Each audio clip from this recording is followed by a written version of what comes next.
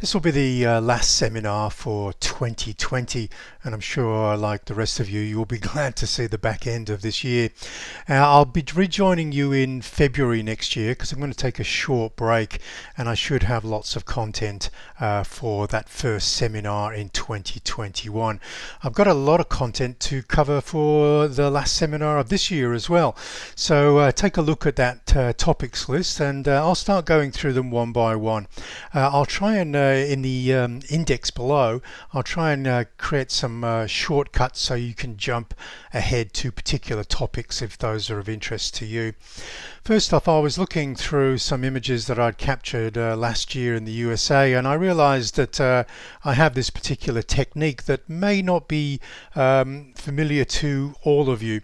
So as you can see, I'm shooting into the sun here, and we're getting a good deal of flare. This is with the 1635 GM, but it's although it's a fabulously sharp lens, it's not immune from flare when shooting into the sun. So what I've done in this particular image is just put my finger in front of the sun and taken one image. This completely removes the flare from the image, and because the camera is on a tripod, I can then take a second image and then align the two images in Photoshop. Just do a little bit of masking work. That's really quite simple. Just use a brush with black, paint into the mask to remove your finger, and there you've got a composite landscape without the flare. So you may want to consider next time you've got some serious flare going on in one of your inter-sun landscape shots. One of the things that happened after I spoke to you last month was I got to test a couple of Tamron very light full frame lenses. I was quite keen to get my hands on them because I've also been testing the Alpha 7C, which is a light interchangeable full frame camera. Now, as you can see, there's some impressive reach and also a low weight with this 70 to 300. So I was hoping that this lens would prove to be very valuable for Alpha 7C users. Now, as I said, it does have reach, and you can create figure ground separation even though it's got a maximum aperture of f6.3 at the long end. But because of that long focal length, you can get that figure ground separation. I have to say it's not as pin sharp as the Sony lenses that I'm used to using. And when I was preparing this slide, I did find myself ramping up the sharpness above and beyond 80, which is my normal setting for lenses other than G or GM lenses. So if you're not that fussy on absolute sharpness, then this might be a light and portable full frame lens that you might consider. It doesn't have any bells and whistles. It's got no focus hold button. It's got no AF/MF button on the side of the lens. It's got no steady shot. It's just your reach, and it's reasonably quick focusing. As you can see, I'm tracking my dog Poppy here on the beach. As I said, if you zoom in on a 4K monitor and you're looking for fur detail or whiskers that are really going to blow you away, you're going to be a bit disappointed with this lens. But they are, you know, reasonably sharp. I won't say it's an unsharp lens, and it did keep up with the focus of my running dog. Another lens I paired with the Alpha 7C camera review was Sony's 70 to 350 G lens. Now, this is a lens designed for Sony's APS-C or crop sensor cameras, but you can use them on the E-mount full frame cameras. But the megapixel count will drop. On a 24 megapixel sensor, it drops to just 10 megapixels. That's still more than enough for a 4K output, which is 8.3 megapixels. You don't have a lot of croppability. You can really just crop to the 16:9 aspect ratio and straighten a slightly crooked image. But I have to say, in these particular examples, the images were sharper from this crop sensor lens compared to Sigma's 70 to 300 full frame lens. Now, if you do need to crop a lot, then obviously a full frame lens is going to make a lot more sense. So in the Alpha 7C review, I started pairing it up with the 70 to 200 f4 Sony to give you that reach and to give you that croppability. But I'm just saying, just because you've got a full frame lens doesn't necessarily mean that it's going to be pin sharp.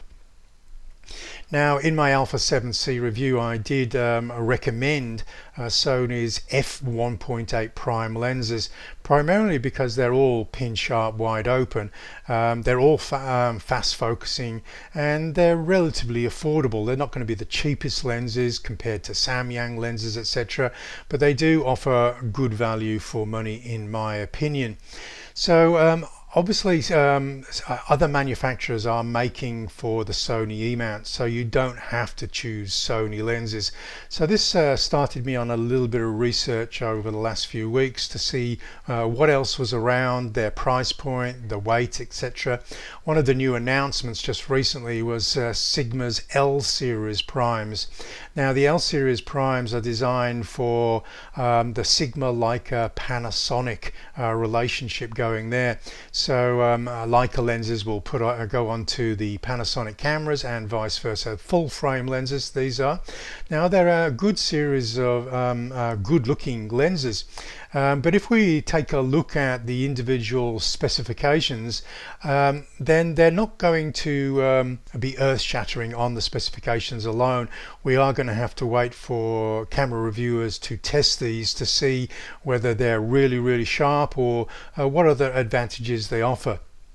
But on paper, they don't seem to offer any advantages over the Sony lenses. They do have aperture rings on the barrel of the lenses, which is quite nice, but they don't have focus hole buttons. So it depends which one you would prefer to have in the functionality. As I said, they look sturdily built, but you will see that they're heavier than Sony's equivalent lenses, and they're also not as wide aperture. So we've got a couple of f2 lenses there, and that 24mm lens is f3.5, so that's a appreciably smaller wide aperture on that particular example there.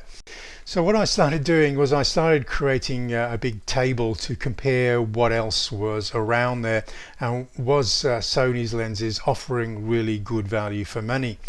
Now, obviously Nikon and Canon have got their own full frame systems now, and so they've started releasing primes for their systems.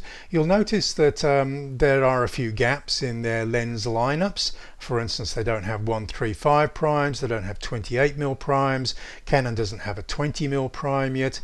But what we'll also notice is the Nikon lenses are a little bit heavy, a little bit large, and a little bit expensive, and they don't seem to be ticking any of the boxes that Sony's lenses are. And when DxO are measuring the sharpness, they're not moving up into the top ranks of the sharpest lenses either. I'm sure they're acceptably sharp, but they're not going to win any medals for their sharpness. Now, a couple of the lenses, very recent announcements for Canon's full frame system is lightweight and affordability. We got a nice cheap 50mm for those Canon users. Now, again, if we move over to the Sigma L series that we just discussed, we're not getting any great advantages there. They're not going to be particularly cheap, they're not wide aperture, and we don't know about the sharpness just yet. Tamron, I've got a couple of very sharp lenses for the Sony E-mount, but they're f2.8, not f1.8, so we will get a little bit of a weight advantage, but we're paying for that by having an f2.8 maximum aperture. The Zeiss Batis, these are fine lenses, but they tend to be expensive, and there are not many that I would encourage you to look at compared to Sony's own lenses. We do have the 18mm Batis, which is quite light, but it is very expensive when compared to Sony's 20mm f1.8 prime. And remember that Zeiss Batis is only a 2.8 and not a 1.8. Now there's a very sharp 25, and there's a 40, and there's an 85, but there's no great advantages to any of those lenses. Where you see that there is an advantage is in their 135 Batis lens, and that is a weight advantage. It's a sharp lens. You do get a weight advantage, but again, it's an f2.8 lens, not an f1.8 lens. If you don't mind a little bit more of a plastic build quality on your lenses, there are a couple of Samyangs you can look at, and the 35mm is reportedly a sharp lens. Now, a lot of these are light. Obviously, because of their plastic build, you are going to get a weight advantage there. And if you are a little bit strapped for cash, then obviously you're obviously going to get some cheaper lenses in that lineup. There's your f1.8 or close to f1.8 lineup. Now there will be some others that I've missed here, but I've just tried to have a quick overview of what's around there. Tamron have yet to start making f1.8 primes for remount, but I suspect they'll join the party because it is a very popular mount for making lenses for. But as you can see over there on the Sony side, they're not going to always be the cheapest, but they do represent good value for money. And when we look at the sharpness of them, such as the 20mm and the 85mm, we are getting really sharp lenses, and we're not paying a fortune for those f1.8 aperture primes. Perhaps the manufacturer that came out least favorably in that comparison was Nikon.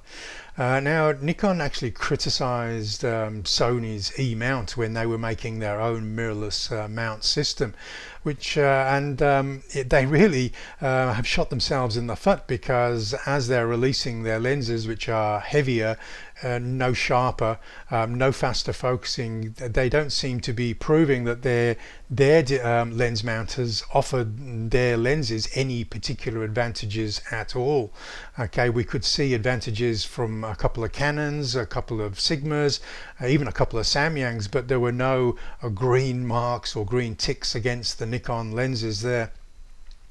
Now, as I said, Nikon heavily criticized Sony's mount, saying that it would limit Sony in designing excellent quality lenses, and so they showed what they could do with their larger mount system, which was to create a 58mm manual focus f0.95 lens. But of course, it's almost unaffordable for most of us. It's close to $8,000, and it's 2 kilograms in weight, or 4.4 pounds. So this is a really heavy lens, and with a manual focus and such a shallow depth of field, I don't really see the point, because unless you've got IAF, you're going to be having to nail your subjects still in order to create a pin sharp image. So I think it was an exercise in showing what Nikon could do, but I don't think it helped their customers get value for money. So talking about that lens mount, does the lens mount matter? You can see that Sony's got an 18mm flange distance and a 43.6mm throat. That's the diameter of the lens mount itself. Now that's the smallest of the Canon Nikon lens mounts, and this is what led Canon and Nikon criticizing Sony's mount system. And now Thomas Hogan, who actually is very fond of Nikons, actually criticized Nikon for bagging Sony's mount system, because it hasn't resulted in Nikon designing any lenses to prove that Nikon's larger mount system was a good design decision. So if we take a look at apertures wider, you can see that from Nikon and Canon, they actually haven't flooded the market with ultra wide aperture primes at all. There's still only 2 prime lenses wider than f1.8 in Nikon's lens lineup, and one of those is that 0.95 58mm manual focus lens there. And you can see from that Nikon and Canon column, not only have they not released many ultra wide aperture primes, they've not released any affordable wide aperture primes at all. We can see they're all over the $2,000 mark, even from Canon, which tends to be a little bit more price competitive in that area. So I'm giving all of the ticks and stars for sharpness, and these are independently tested sharpness, such as the 24mm f1.4, the 35mm Zeiss 1.4, the 50mm Zeiss design f1.4, and the 85mm f1.4 as well. They've all been tested as really sharp lenses. Now obviously they're not wider than f1.4, but they're not over that $2,000 mark either. So again, they're offering reasonably good value for money. Now Sigma are noted for creating well designed lenses, and they've been designing for the Sony E-mount for a number of years now, but they don't seem to be able to compete with the lower weights that Sony are currently designing. If you take a look at their 20mm f1.4, for instance, you can see that it's kicking on for nearly a kilogram in weight there. So we can see that we do have some excellent lenses, but perhaps the only one that I would consider if I hadn't already got the 85mm G Master Sony is I'd be looking at their 85mm f1.4 DG. It is appreciably lighter than Sony's version, and so for somebody who's looking at total weight, and it has been tested as a pin sharp lens, so that might be of consideration for you. So that's why I've highlighted that box. So that's quite a complicated table, but you can see that I'm really only interested in one lens on this table that's not made by Sony. Okay, so I think there is a lot of people get obsessed about these ultra wide aperture lenses, and I actually think it is an over obsession, because I can create silky smooth bokeh in the background without using f1.2 lenses. So this is the 50mm 1.4 Zeiss design lens, but I'm actually shooting at f2. I've actually made that conscious decision because I'm trying to pull a little bit of extra focus on the eyebrows as well as the eyes itself. So I am stopping down just to get reasonable sharpness for a portrait, and if obviously the subject turns slightly sideways onto the camera, if I want both eyes sharp, I'm going to be stopping down a lot more than f2. And as you can see in the background there, we've got silky smooth bokeh at f2. So this is more than possible with your f1.8 lenses. We don't need just to always think we need f1.4, f1.2 to get those. So here's the 55mm Zeiss design lens. This is a 1.8, but here again shooting at 2.8, getting significant background blur or figure ground separation. Didn't have to shoot at f1.8 again in order to get that figure ground separation. Here's the 85mm 1.4, the G Master, stopping down again because I am trying to pull a little bit more detail, maybe on her finger pointing on the hat, which is slightly forward of her eyes. So again, I'm trying to extend the depth of field a little bit more. I could have used 1.4, but I'm choosing to stop down again because I'm at close proximity to my subject matter, which does narrow the depth of field. So here's the an 85mm 1.8, again stop down to 2.8, and again you can see that there's significant background blur. And that's because it's not just about aperture, it is about your distance to your subject and also the focal length of the lens. So if you're wanting to create a little bit more figure ground separation and you've only got a 50mm 2.8, then you just need to move a little closer or switch out for maybe a longer focal length lens. So here's the Sony's 100mm STF lens. This is a G Master smooth trans focus lens. Its widest aperture is 2.8, but look how smooth that bokeh is, and this is obviously what this lens is all about, is silky smooth bokeh, and we don't get any cat's eye bokeh with this particular lens, but it's more than enough figure ground separation for these subjects we're shooting at its widest widest aperture of 2.8. So, and if you don't have any of those primes, you're working with zooms and you don't even have the f2.8 zoom, just look at the figure ground separation that I have on this particular image, shot with Sony's 70 to 200 f4 G lens, not even the G Master 2.8, and you can still see that I'm dropping out the background blur. There are people in the background behind my subject here, but you won't be able to discern those because, again, close proximity and zooming to the longer end of the 200mm reach of this particular lens will give me that very shallow depth of field. Moving on to another subject now is a couple of people noticed that I didn't make a movie with my street settings. Now I restricted to keeping it to the f16, and I sort of regret that. I think I perhaps would have shown some deviations because, as you know, with my settings they're always starting point settings, and I chose to start with a full frame lens at f16 because of the Sony 16 rule. But if you understand the Sony 16 rule, which is if you choose at f16, as long as you choose an ISO value and a shutter speed value of the same number, you'll get an appropriate exposure for sunny weather. But of course, if we don't need that much depth of field, that will see me opening up. And if you're in street settings where we don't have any horizon lines or infinity to pull sharp, then there isn't much point in shooting at f16. To be honest, you might as well open up to f11 or even f8. And obviously the advantage of that is we can increase the shutter speed or lower the ISO or a bit of both. So you can sort of play with those settings.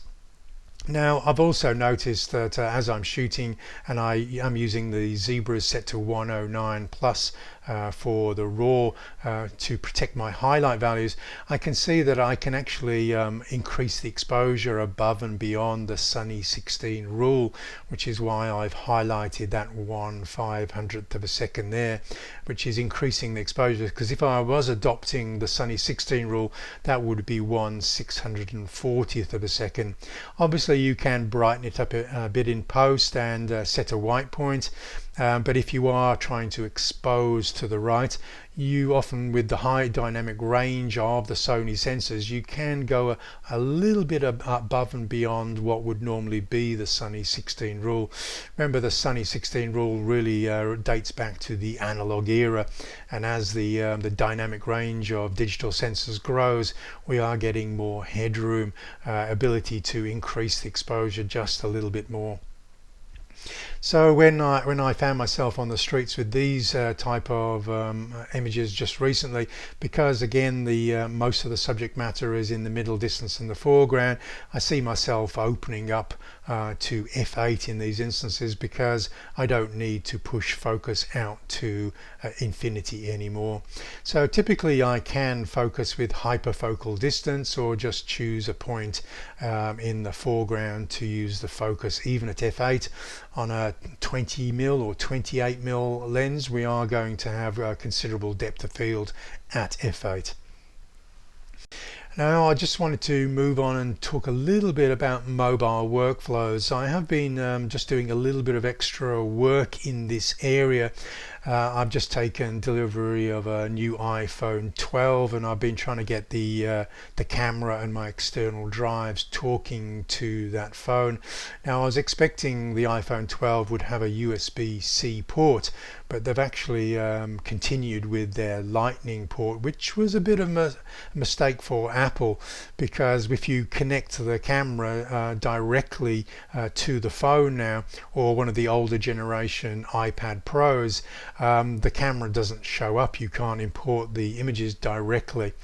Now if you're working with a Samsung phone with a USB-C port, then this may not be a problem for you, but it is a little bit of a problem for iPhone users at the moment. So if you're going directly from the camera, from its USB-C port, you are going to need to either eject the card and put it in a card reader, or put it into an adapter that you can add power to that adapter. So if you are ejecting the card, just make sure you're using a USB 3 card reader, or because you don't want to be slowing down to 60 megabytes per second if you're using a very fast 300 megabytes per second read-write speeds on those SDXC2 memory cards.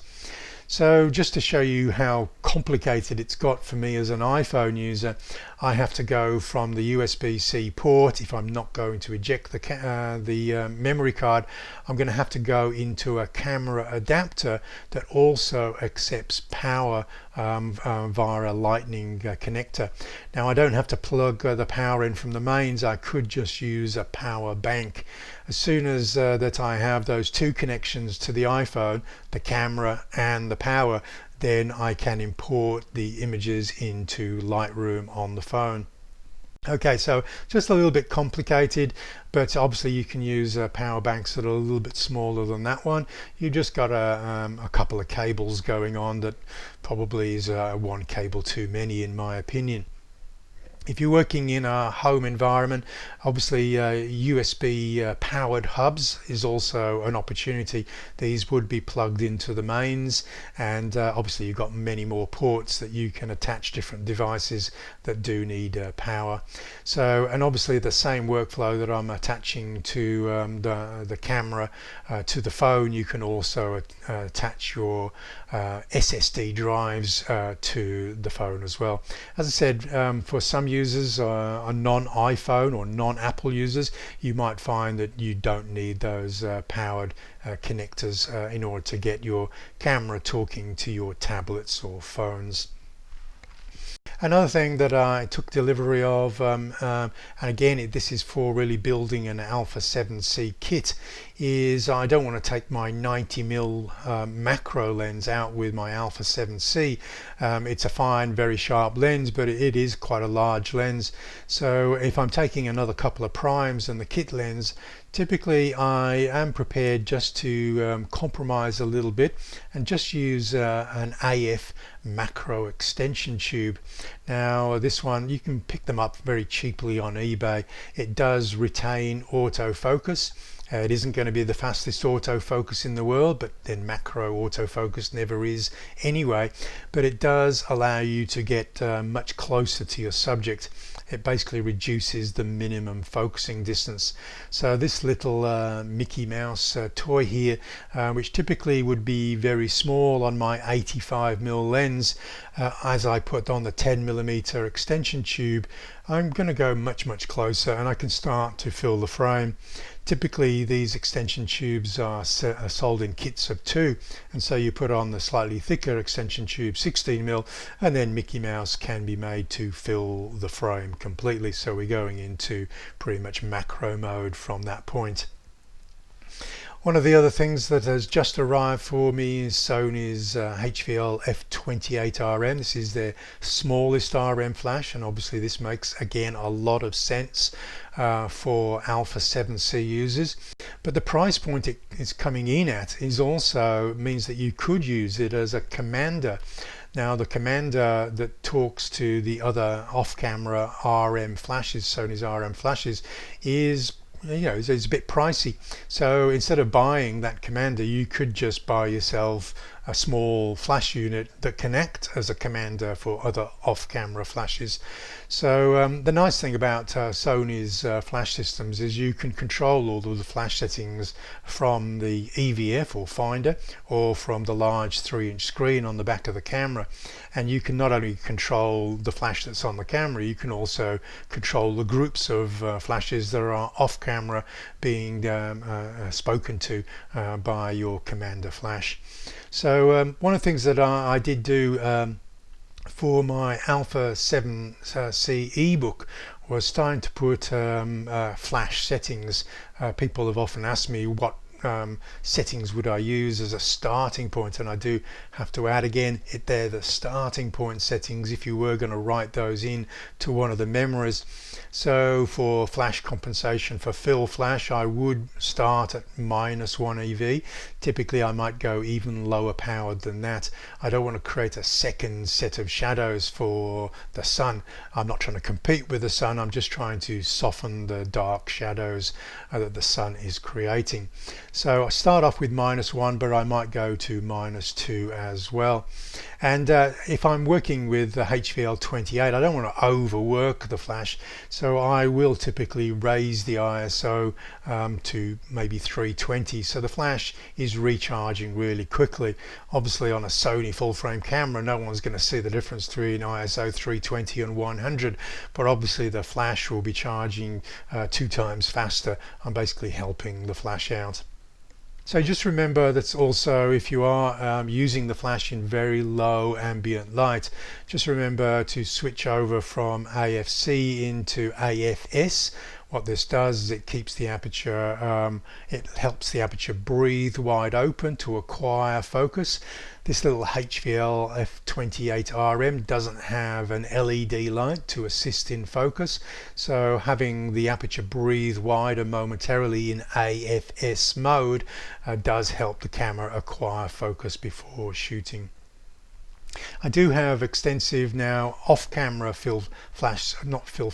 off-camera flash settings. This is where the flash is becoming the primary light source, and maybe if there is any ambient light, that's becoming secondary to the source of flash. The settings do get a little bit more complex, so you may want to just have a look at those settings in a little bit more detail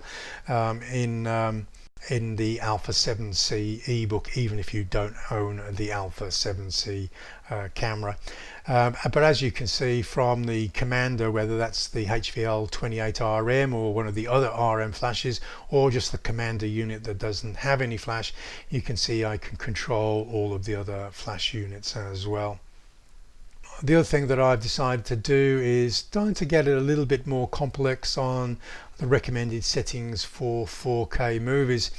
Now a lot of people will be familiar with my settings. Obviously I'm going to choose the 25p 100M or 24p 100M if you're in NTSC.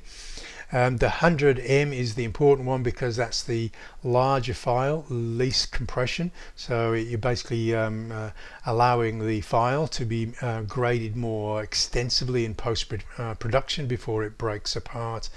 Now if I am going to use any picture profile, it might be PP6 or PP10, which is hybrid log gamma. Now people will basically do this if they've got HDR monitors, but also because it does ensure that you're protecting highlight detail. Even if you're not going out to a HDR TV or monitor, it does lower the contrast of the movie. And it's not so aggressive grading as the S-Log profiles. So if you're not used to loading LUTs and then grading those, if you are shooting in full sun, I would potentially avoid those S-Log profiles and just go in for PP6 or PP10, which will make it a little bit easier to grade in post-production. The other couple of settings right at the bottom I've highlighted in yellow there is if our audio is important to the movie file, then please don't use the microphones in the camera itself. They're very, very low quality microphones. They're just cheap and cheerful microphones. So you'll be using either a wireless lapel microphones, or you're going to be using shotgun microphones. If you are doing that, I've got some recommended audio starting point settings there, which is to lower the audio recording level on the camera from the default, which I think is 25, 26 to 15, and use the more of the mic's audio capability when you're shooting audio for a higher quality audio signal. A lot of people have been asking me whether I intend to create an ebook for the Alpha 7S III, and I'm sort of leaning to perhaps not at the moment.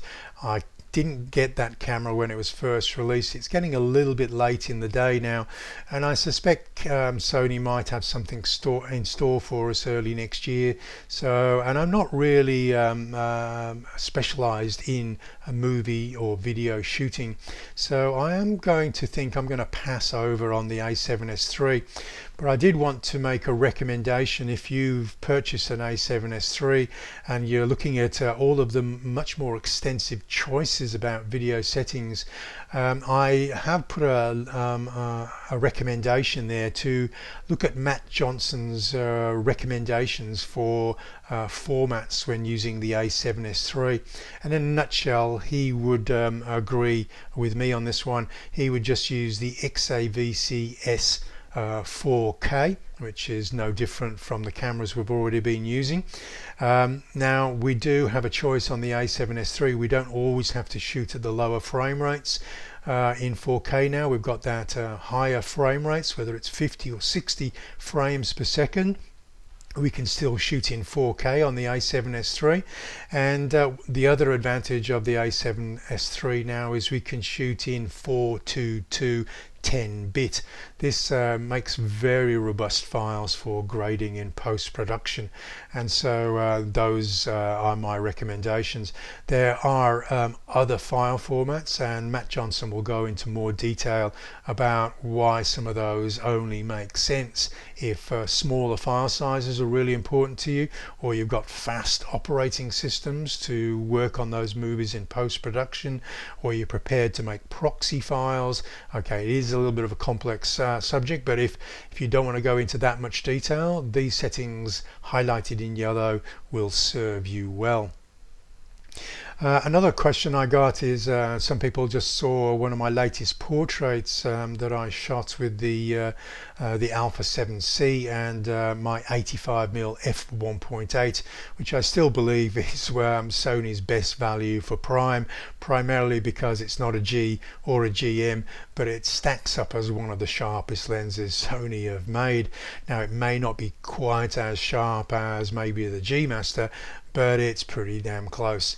And so this is the portrait. Here's the original color version, and there's my graded black and white. So some people just wanted me to run through very quickly the grading here. So as I said, it's my standard portrait settings. So you got 1/250th of a second, shooting wide open. It's window light. So I'm using f1.8. Now the window obviously is to the left of the frame here. Now what I noticed about I was actually just sitting down having a cup of coffee with Andrew here, and I noticed the light was good, and also the background was good if I just moved around to the front of him here. And the reason the background was good was there was no wall directly behind him. There was quite a large cavernous room, and there were no windows going back into that cavernous room. So we had light fall off from the window lights. We were basically going to almost black in that background. Got a little bit of light in the top left hand corner, which I was trying to work with, but because it's right in the corner, we can work with that in post-production. As I said, the settings that I chose were of no, I didn't have to think about that. I just wind the shoot mode dial to #1, and straight off the bat, I've got the settings that I'm going to be using for portrait. If IAF doesn't kick in with the zone or wide focus area, I'll just move over to the tracking expand flexible spot, and then I'll just either move the spot or basically capture the focus point and then reframe if needs be. So the first thing in post-production would be the crop. I have basically captured this slightly wide so I can crop a little bit tighter in post-production. I'm still having to train myself to shoot wider because of my analog background where we typically framed in camera. So shooting a little bit wider and then cropping in post. First thing to think about is aspect ratio. I'm choosing the overlays in Lightroom. You can just press the O key to cycle through the overlays as you're cropping. And so just to make it easy for somebody to print out and not have a custom made photo frame, you could be advised maybe just to use one of these typical aspect ratios such as 4:5, 5:7 or 2:3. So I've chosen 2:3 here, and then I'm switching the overlay to golden ratio, and you can see I've just put the eyes on the intersections of that golden ratio here. Now the golden ratio is slightly different from rule of thirds. You can see the difference here. I'm comparing golden ratio with rule of thirds there. So we can see, I think the rule of thirds basically was derived from the golden ratio. I think the golden ratio is more of a classical composition, going back to Renaissance times or maybe even pre-Renaissance. Now, if I hadn't already decided to do a black and white conversion, the next thing I would do as an auto white balance shooter would be just to set a custom white balance. Occasionally you can set it off something in the frame. If not, you're just going to do it manually. If you've got a profiled monitor where you trust the color balance of your monitor, i.e. your monitor is not too warm or too cool, you can set it by eye. Here I've just gone in with the white balance selection tool there, and I've clicked on his white beard because I know it's not a blue beard, I know it's not a yellow beard, so I'm just getting a white balance off the grey hairs in that beard there. Now, best not to select something that's overexposed in this. Try and select something that is has got some visible tone of grey in there. But quite quickly I've decided I want to go into a black and white, so I've gone into the profile browser. This is where you can access presets, and you can just cycle down and hover over any of these presets to find the best black and white conversions. Before we do any localized editing or readjustments of tone, dodging and burning, we can choose the starting point.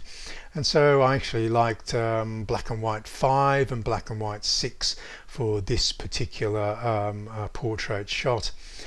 What I'll then do is I won't paint with the adjustment brush typically unless I know this is going to be a hero image. I will do something a little bit faster just by dragging radial gradients in. Now obviously the white hairs closest to the window are going very close to the maximum exposure there, so the first thing I'm going to do is bring those down a little bit, maybe reduce by a third, half a stop, or just lower the highlights to bring a little bit more tone into these highlights. And again, this is where Zebra's 109 would be important. If you don't want to clip those highlights in camera, you want to be able to push usable information back into them in post there. You might want to lighten the eye. Here I'm just adding a third of a stop. I'm just countering that with a slightly negative black slider there, just so we've got the black pupil there staying absolutely black. We've got a little bit of Rembrandt lighting going here in that there's a little bit of light from the window light just falling on the shaded side of the face, creating that pool of light in that shadow area.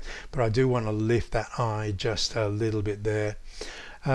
Now I do have the option of, because I am using radial gradients, I can just subtract a little bit. So the top eyelid was getting a little bit of extra light, which I didn't want.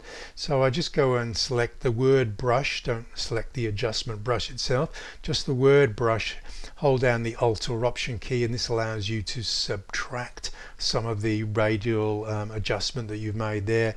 You can switch on the mask overlay so you can see where you're painting and where you're removing that adjustment from your composition there. And again, I've gone back to burn. You don't have to do this in any particular order. Basically what I'm doing now is I'm just redistributing light and dark tones, and so the leading hand was getting a little bit too much light, so I'm just pushing that down by minus half a stop as well. What I'm now doing is going into the effects panel. This is where I can access the vignette. Remember, there was a little bit of light in the top left hand corner, and I'm just lowering that down to -30, so we're darkening that. I could go in with an adjustment brush and just brush that darker, so we tip to black in that corner as well. We've also got some dapple light just to the side of the hand there. I actually quite like this, but if you didn't like it, you could just go and paint that a little bit darker as well, so we've got an absolute black studio like background. Again, just to again, that shoulder on the nearest the window I felt was a little bit light, so just coming in with a graduated filter now with -1/2 a stop and just dragging that in. It doesn't really matter if that graduated filter comes in over the side of the face, because we can push a little bit more detail again back into the highlights on that beard there. We go in, we zoom in maybe to 100% or 200%. We start working on the iris of the eyes now. We might just add a little bit of texture or clarity, a little bit of contrast, maybe add a little bit of light just to bring a little bit of drama to those eyes. Just really subtle stuff. As I'm zooming in, I'm noticing a few white flecks. Maybe it's a little bit of dry skin, maybe, you know, it's sort of stuff that I would have no compulsion about sort of removing. I won't remove a freckle or a mole if that's part of the character of the sitter, but if it's just small white flecks or maybe a pimple or whatever, and that won't be there next week, I will happily just remove that by going in with the spot removal tool and just spending, you know, 5 or 10 minutes just going around the image, dragging around, holding down the space bar, dragging the image around and just removing. I can see a stray hair on the forehead there. I might even remove that as well. And so the final thing to do is maybe just add some output, some creative sharpening. Here I'm ramping it up to 80, doing the masking slider as well. The masking slider is really important if you've had to raise the ISO, otherwise you're going to be sharpening any noise in the image as well. So this is going to make a difference, certainly when we output the image as well, that we've done some creative sharpening and also some output sharpening in the export dialog box as well. So we really basically respecting the native sharpness of the 85 lens by just adding a little bit sharpness in our workflow in post-production as well. And that really completes the topic list for Seminar 21. As I said, I'll try and put links to the particular topics in the info selection below the movie. Happy to answer any questions that you've had about this content this month. Now, as I said, I will take a break over what is summer for me. I've been working pretty much flat chat since March this year. If there is any new releases coming from Sony in January, I'll start working on those, and I'll join you in February with my impressions of anything that Sony release in that time. I'll still work on the Q&A pods and answer your questions, and for Platinum Patrons, I'll still try and jump online and do those Zoom meetings. So there's nothing left for me to do this year except to wish you a very Merry Christmas and happy festive season, and hopefully you get some well-deserved rest, and I will join you in the new year. And again, thank you for being my patron in 2020.